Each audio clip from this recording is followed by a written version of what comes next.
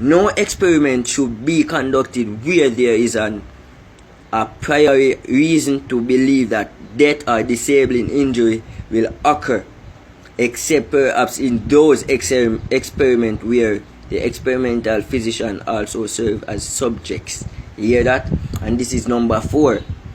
The experiment should be so conducted as to avoid all unnecessary and mental suffering and injury. That is the Nuremberg Code that is accepted worldwide. So Andrew, listen, I tell you this, you know, say you broke the amount, yo, I want to tell you, man, stop there fuck with them. Because Jamaican people, them a go wake up against you.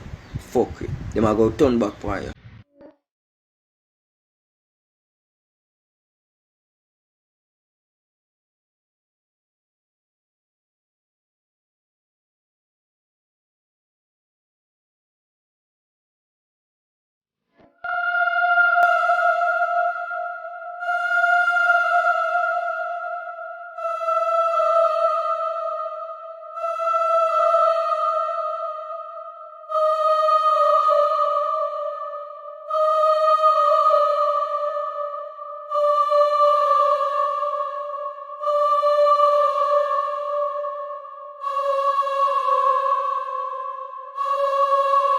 So I just learned a super crazy theory of the Smurfs. I'm gonna link the girl's video who I saw down below, but I'm gonna share it with you guys.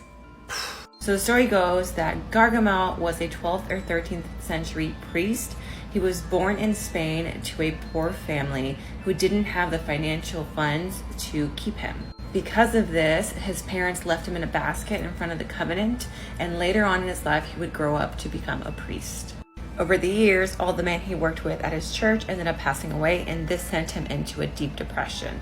That was until he got his cat, Azrael. Even though he's cute, he is named after a fallen angel. And that the Smurfs are actually representing the 7 deadly sins. Greedy Smurf represents greed.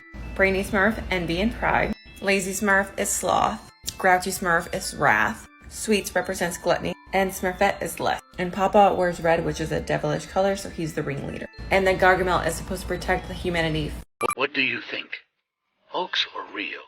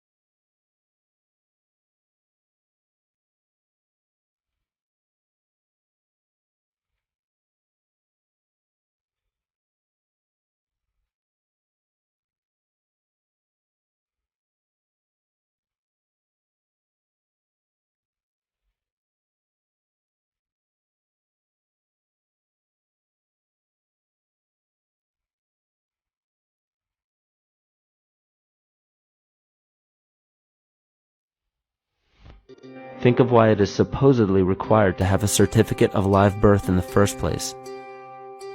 The Barron's Dictionary of Banking Terms defines a certificate as a paper establishing an ownership claim. So right there, we notice that everyone with a birth certificate is defined as being owned. People are used as collateral with other nations because the U.S. is bankrupt. The United States declared bankruptcy on March 9th of 1933. At this point, the U.S. began taking out loans from a private, non-government affiliated corporation called the Federal Reserve. With no money to pay back the loans, the United States began using the citizens as collateral.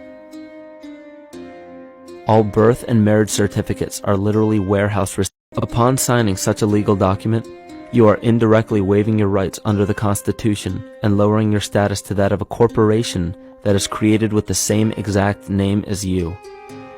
The only way to reconcile your true name from the name of the corporation is to take notice that the corporation has its name in all capital letters. This is known as capitis diminutia maxima. You may take notice that your driver's license, birth certificate, social security card, insurance cards, and more use all capital letters to legally represent the corporation with your name, not you. The corporation is known as an artificial person, whereas you, the human being, are known as a natural person. This deception goes even deeper when it comes to the courts that we attend. When showing up to court, you will notice that there are seats for witnesses behind a wooden fence or barrier. The defendant must cross through the entrance to the other side of the barrier. Now a question. What have Herbert Hoover, Art Linkletter, Jack London, and Richard Nixon all had in common? Well, they've all been members of the exclusive all-male Bohemian Club in California, where every year at this time, the elite from around the country get together for 2.5 weeks of fun and games. Steve Shepard has this special assignment report. More than 2,000 members of San Francisco's exclusive and all-male Bohemian Club have once again descended on Northern California. These men will spend most of the month of July encamped on some 2,700 acres of pristine and privately owned redwood forest. Forest very much like this. The place is called Bohemian Grove, and it's located just 80 miles north of San Francisco. The Grove is the Bohemian Club's summer retreat, and its facilities are hidden beneath lush forest canopy extending south from the banks of Sonoma County's Russian River. For more than a century, the camp has been a place where club...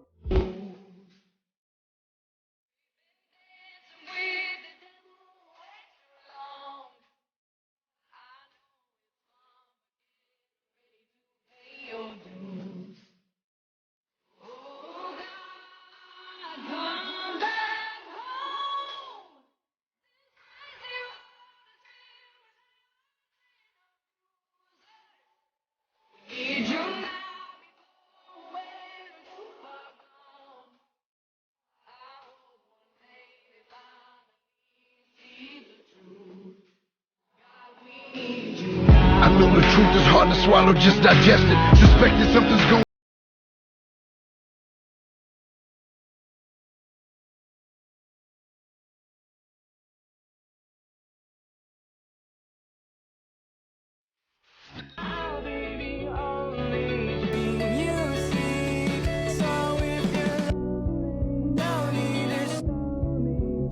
David Dobrik just exposed Hollywood? We need to talk about this. Okay, so we all know and love David Dobrik, and a couple of days ago on his podcast, the subject of selling your soul for fame and the Illuminati came up. And let's just say he had some words to say from experience. Just listen. Yeah, so back in our party days, there was this person that lived with us, lived a couple floors down. Her name was Sydney. She really wanted to be famous, I guess. That's what she wanted to be. And she met somebody who could promise her that. And he was like, I know how to make you famous. And she's like, how? And he's like, we can turn you into anything. We can turn you into a singer, an actor, whatever you want. She was like, this guy came to me and he's like, I can turn you into anything you want to be, but you have to sacrifice somebody. What? So he goes on to talk about how this girl he knows almost sacrificed his mom just to be famous. And the person that he's referring to is a member of the Illuminati who tried to get her into this whole scheme. Well, then he talks about how he and this same girl went to a big celebrity party and they were talking to other celebrities who knew what the Illuminati was doing. And what he says happened made me so damn shook to just listen. And then one day we went to like a Hollywood party. And I don't want to say the names that were there, but they were like these big Hollywood guys who've been around for a really long time. She was talking to one of them and she was just like, yeah, I was approached by the Illuminati. And this one guy goes, please do not listen to anything they have to say. They ruined my best friend's life. And he was referring to Michael Jackson.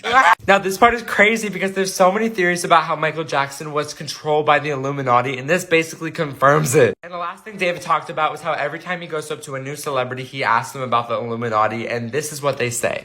I've gotten to ask a lot of celebs that I met about the Illuminati because I've always been so curious. Right? Yes. That's such a big thing. Every time I meet any big celeb, my fourth question in is Illuminati, real, fake?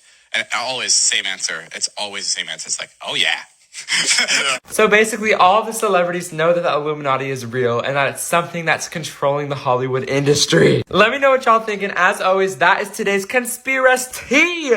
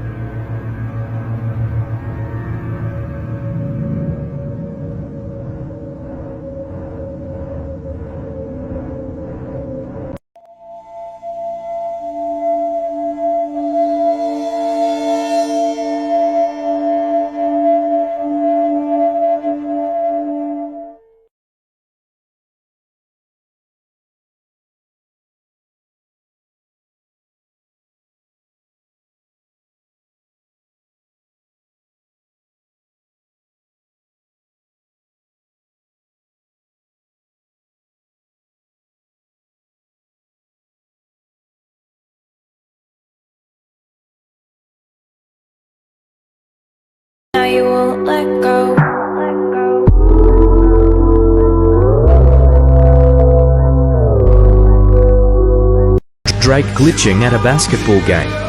Like and repost for more videos like... I don't think that the cabal of people that are abusing and sacrificing children have taken out Corey Feldman. It would add credibility to his argument. Instead of taking out Corey Feldman, you let him keep talking, but then you just start taking out all the people around him that are rallying. Which makes him more scared, right? Corey Feldman goes on to these shows and talks about child abuse and sexual abuse and all this other stuff. It makes it sound like he's talking about a UFO sighting. So I think sounds crazy, definitely. You think he just sounds crazy, and you're just like, it's Corey Feldman. He's just talking his talk, you know? Because if you let him keep talking about it, and it's just crazy Corey Feldman again, going on and on about something that he's not going to actually prove, I believe that there is some sort of giant abuse ring in